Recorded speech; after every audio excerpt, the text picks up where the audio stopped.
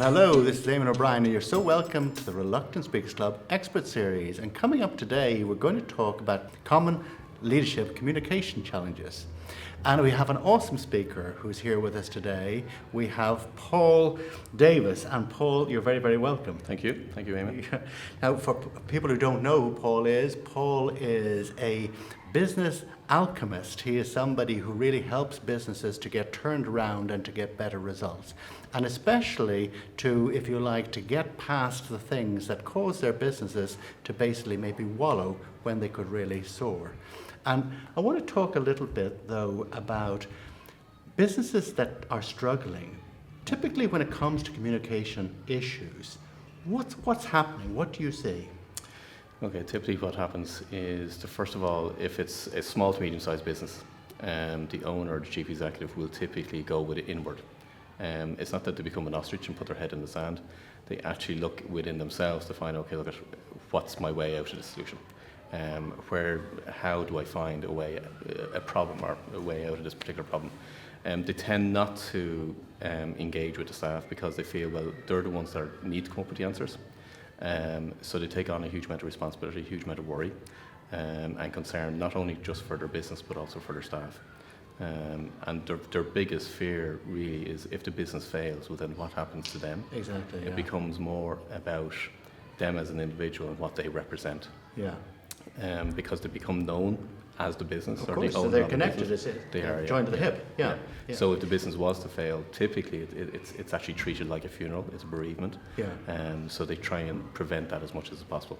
So they try and clutch as many straws. But it's very much a solo journey for them. Yeah. And what does it take for you to help people to get past those challenges? To see maybe, actually, I don't have to take it all on my shoulders. Part of it is actually just a conversation, and once they become aware that some of their staff may actually have ideas. Now, they would have listened to staff before, and staff would have made suggestions, and typically in some companies you'll find an ideas box is typical. And primarily what the business owner will look through those suggestions and say, well, those suggestions aren't going to work out, they're immediately dismissed. Yeah. And really what happens is that they just don't take them on board. Yeah. So the first protocol is get over, okay, look, let's get a group of people together. So primarily from who will be considered close to management or as near management positions as possible, and find out, okay, is there anything that they find that's good about the company itself? And then working into what do they see could be improved within the company itself. Yeah. Every single time that I've personally done this with companies, you'd be amazed at the nuggets of information that comes out. Absolutely. And it's all from the staff. They're the ones that at the front end of the business. Well, they're the coalface. Yeah, people who knows that better than the folk who are dealing with it every day. But of course, one of the issues for business of any size, and we'll talk also about larger corporations because they have the same issue, is that there's one certainty in business today, and that is uncertainty. Yeah, absolutely. Things are fluid, it's change, and you are constantly dealing with change. Yeah. And so when it comes to, if you like, equipping a business to prosper in that climate where you have to be more nimble, what are the main things that people need to think about for more effective leadership? Absolutely. It's going to get down to the individuals. Okay, so in a time of crisis, where a lot of companies and certainly corporates have gone through in the last 5 years or so, with the actual economic recession, when it comes to, okay, how do we turn this company around, what has actually impacted, in particular the recession has had, it's had a personal impact, but it's also had a business impact. So you're having executives come into a company whereby they're mainly worried about their own situation, meaning, am I able to cover everything else? Am I secure in my job? Yep. There may be a family member, for example, made redundant. They've got potentially investments made in properties and so on. So they're trying to deal with all that side of things, and that's primarily their biggest concern. So if you can imagine somebody coming into a corporation and they're trying to deal with the company's problems, then at that point, well, then you're dealing with a depleted individual. So stress levels start to increase. Fatigue starts to increase. And with fatigue, you've no creativity. And the biggest impact then is in relation to resilience. Now for ourselves as Irish, we are resilient as a race. So what we will actually do is when it comes to the individual, from a corporate point of view, in those kind of situations, it's best to invest in the individual to say, look, let's work on you. The more we work on you, the much better you are for a company. Yeah. So it's all about how can you build your resilience, because resilience is built, it's not learned. It is. So you build your resilience, then that allows you to enable change and make change and manage change. And that's a really interesting thing, because I think resilience is critically important, but if you want to tap into that, if you like, to release that, because the change is a constant, you're always going to have to deal with. In fact, you can make nothing new if you don't institute change. Who knew?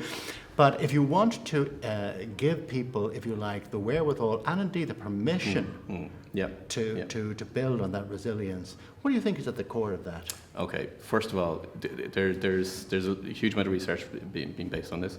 But if you look at, I just want to get you in your mind's eye, if you remember, like everybody will remember Maslow's hierarchy of needs, so they'll understand the pyramid. Okay, so on the base of a pyramid, when it comes to resilience point of view, it's all looking after your basic needs. So your sleep, your food, and your exercise. That's simple. So once you look after those three elements, now you're up onto the next level. And then it's okay, now you're looking at the emotional state. Okay, so how do we build yourself in relation to that you're looking at the world in a positive way? If you're looking at the world in a positive way, well, then you'll see more opportunities, and therefore that's where creativity starts to come in. Then it's working on from there. What you then start to build is living life with purpose or living with fulfillment. So you're giving it a higher purpose to yourself to aim towards. So really, okay, why are you doing the job that you're doing?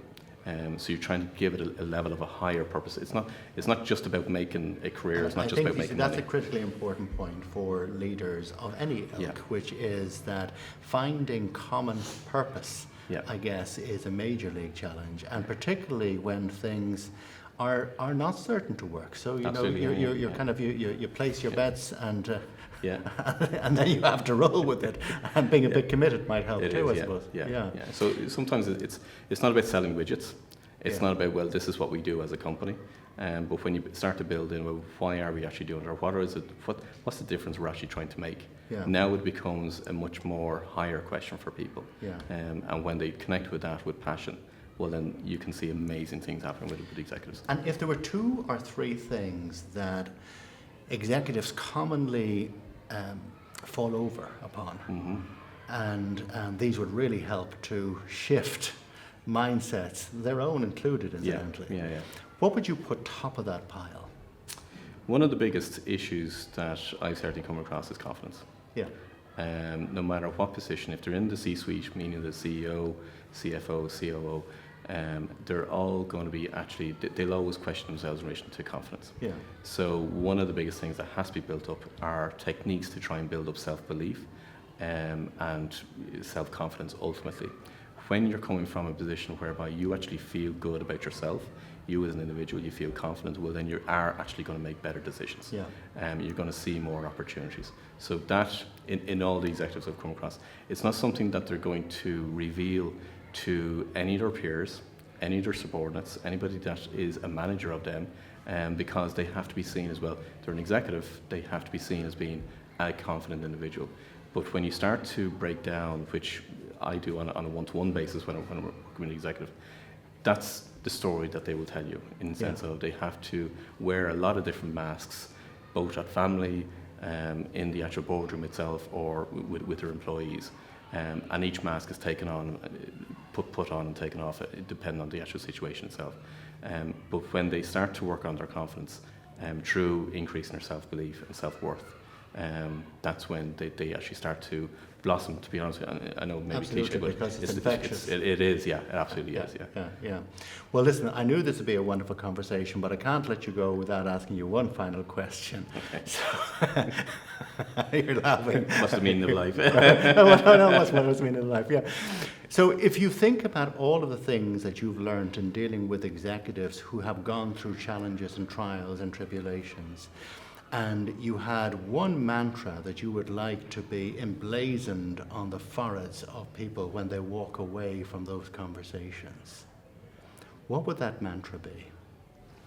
I may not have it down to a mantra, but I think one of the ultimate things in all the challenges that I've personally faced over my own life, and also what I've had the pleasure and the trust to be engaged with executives and hear their challenges and blockages of what they've come across over the years.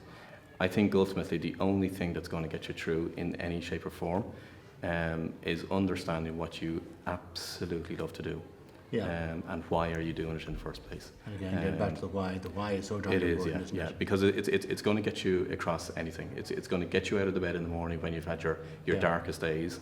Yeah. If you can connect with that, but it's your why is one thing, but it has to be connected with what is your passion, what really do you enjoy doing, and that's ultimately it, and that'll get you across Exactly everything. that. Well, look, I knew this would be an awesome conversation. I want to thank you so much for joining with me today. Thank you, Eamonn. Much appreciated. And can I thank you also for watching today? You've been listening to the Reluctant Speakers Club Expert Series. And until the next time, happy speaking.